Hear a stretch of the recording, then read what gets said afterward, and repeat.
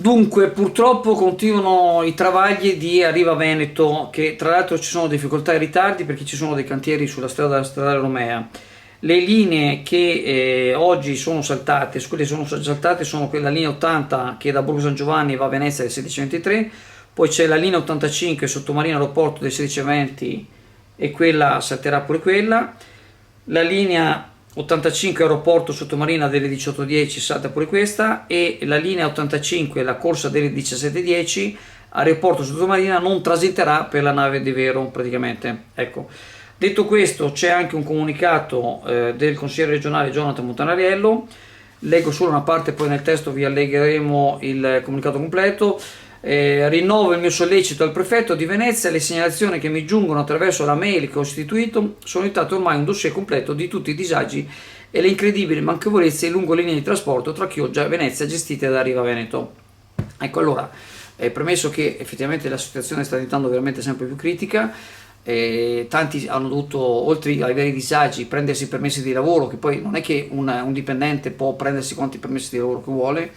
Insomma, ci sono tante difficoltà. Da quel che possiamo dire da fonti non ufficiali è che l'azienda, credo da pochi giorni, a fronte appunto di tante difficoltà nell'ambito appunto dei suoi autisti, ha deciso di rivedere il contratto di lavoro con un rialzo delle buste paghe, e quindi questo qui dovrebbe essere una situazione che andrà un po' alla volta, diciamo, si spera a migliorare. Ovviamente poi la provincia di Venezia, la città metropolitana deciderà cosa fare, cosa non fare, ci mancherebbe altro.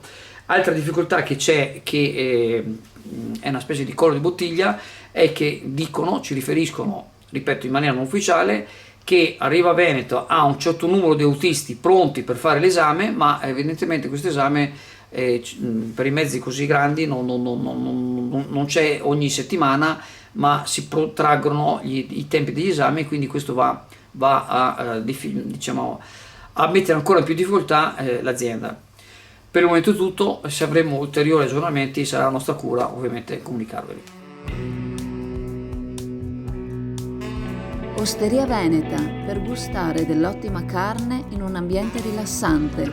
Nuova gestione in via Brondolo 21. Prenota chiamando il 349 875 7579.